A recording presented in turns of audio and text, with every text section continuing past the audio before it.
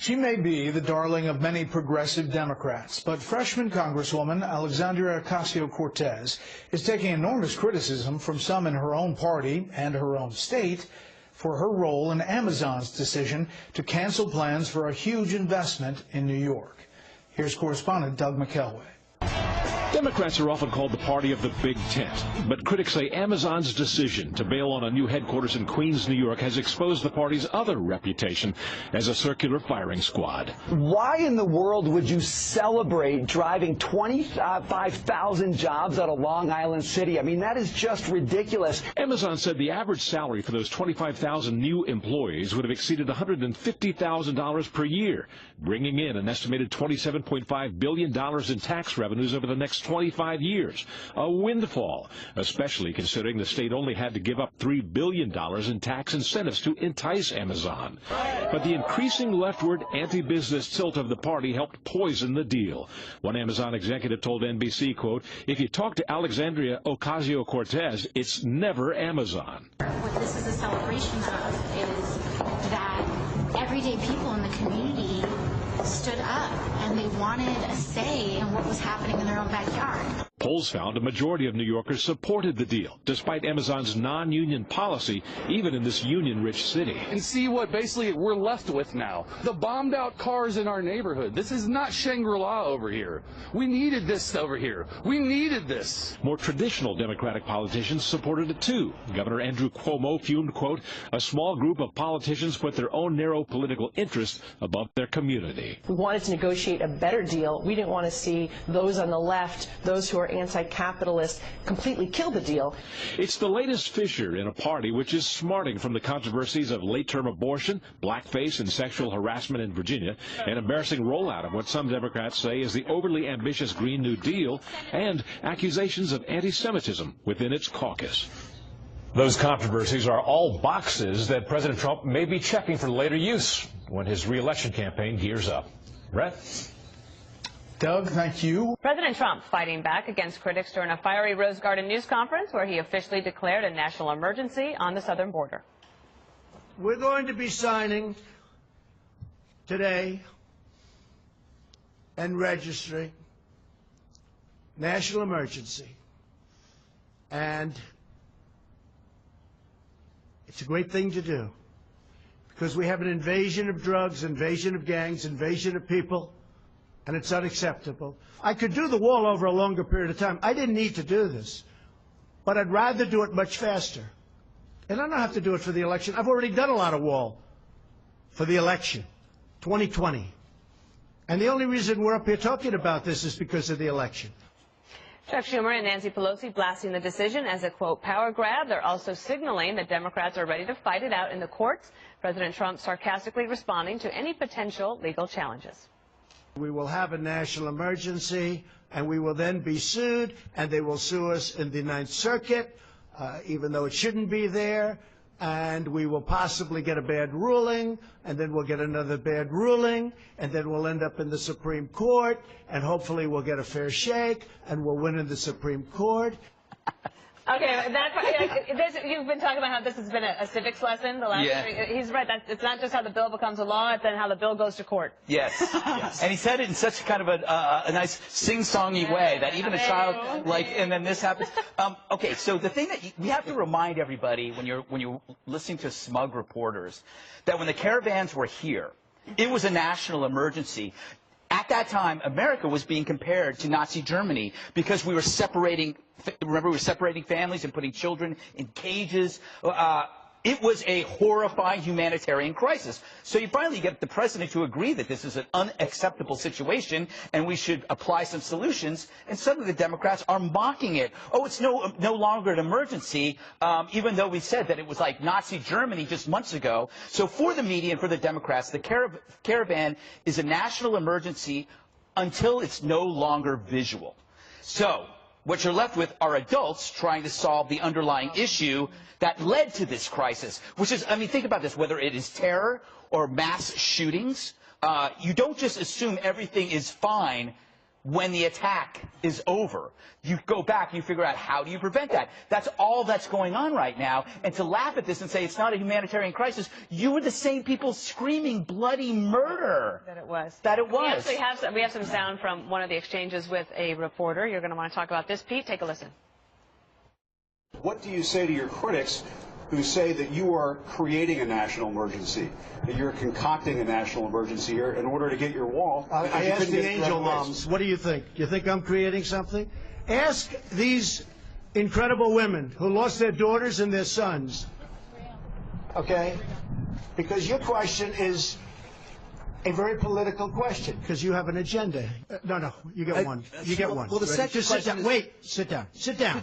Could you please answer? Sit down. You get one question. Pete, you're sitting. Stand up, Pete. Kids last night. Sit. I will say, you talked about visuals, Greg. Yeah. The angel moms were the most powerful part of this press conference. He used them in his opening remarks, and then when Jim Acosta tried to come at him and use the stats to talk about the stats, he said, there you are. The left does the emotional visuals so well, so often. And we rarely see that from conservatives or Republicans because we talk stats. No, if you do, they get made fun of. Yeah, they get made fun of. We talk stats, but that visual right there, these are people affected by this. And the comparison is, remember when the left and the media went wall to wall on the very unfortunate circumstance where the two kids who were handed over to ICE in custody as their parents brought them on the perilous journey passed away after everything we do for them? That was wall to wall coverage. There's almost no coverage other than this channel on these angel moms and these circumstances when illegals go wrong. That's the point the president is making. I think a lot of people watching this feel that viscerally. And did Acosta ask President Obama, Nancy Pelosi, and all the Democrats? Did he stop them and say, you know, is this a manufactured humanitarian crisis when they were all out there calling? There were clips of Obama and Pelosi and all these Democrats calling it and acknowledging that this was a humanitarian crisis. No reporters questioned them on it. They all said, oh, yeah, they want to address it. They want to do something about it. He had no choice but to do this national emergency. This was not my first choice. He did have a choice. I mean, he could have taken the original deal, which was terrible. He could have taken this new bill that's an atrocity, as I said yesterday. But the bottom line is, as I said yesterday also, it's either a national emergency or it's not. And he was in a position now where he felt like there's no movement for me here. I'm not getting any help from Democrats. They're not interested at this point in calling this what it is, which is a national emergency, because to do that would give me a victory in 2020 or would give some credence to what I've been saying. So unless I actually declare this and figure out a way to move some of this money around, I'm not going to get the money for the wall. They're not interested in the barriers. And they put so many obstacles forth in this spending bill that, you know, you can't have this type of wall. You can't have a wall of that type in this place, enabling towns and counties. Can't disrupt the butterflies. What? You can't do anything, essentially. Let me mention one that in my ear, they tell me that just FYI, the House Judiciary Committee has announced that they are launching an immediate investigation into this executive action. They've sent letters to the president to that effect. Let's get your thoughts. You haven't spoken yet. Well, I think the key thing for me is that the Justice Department told him there's a high litigation risk with this strategy. I don't think there's an emergency of any kind. To say there's a humanitarian crisis, well, I guess there was a humanitarian crisis in December. I guess there was a humanitarian crisis 2 years ago. So you don't want to fix it? Let me finish. And so you have a situation where he didn't declare an emergency then. Now, today, and I think this was telling, he says, you know what, I don't need to do this, but I'd rather do it faster. Boy, if I was a lawyer, I'd say, Your Honor, the president said he doesn't need to do this. There's no invasion. There's nobody attacking America. This is not a military. When another child dies, you will change your mind. This is a situation where I think it was Ann Coulter, a real conservative, who said the only national emergency is the president is an idiot.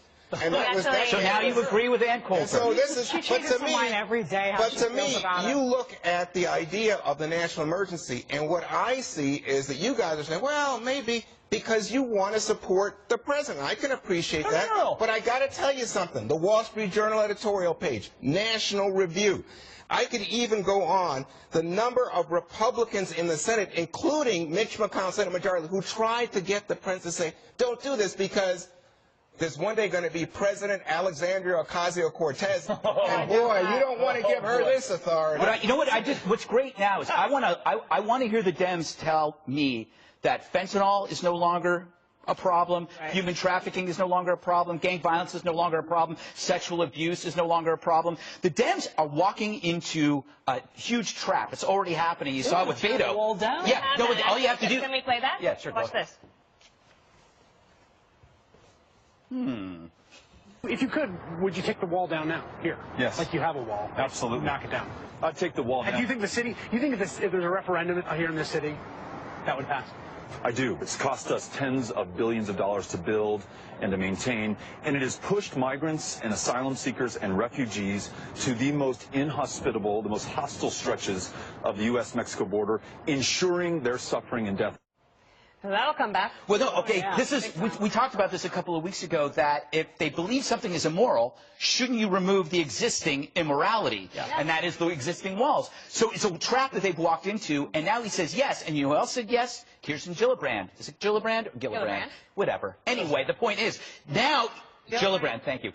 So the fact is, each one is now going to be faced with this question wherever they go, and they're going to have to, they have two choices. Remove the immorality or side with Trump. It's not a case of Kirsten. It's not a case of whether the national emergency is now or 2 months ago.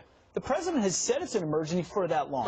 Congress can't figure it out. They can't address it. They haven't been able to deal with the emergency as a result. As the executive who's charged with our security, he says, I have to take it in my own hands. It's not a security issue. Drugs.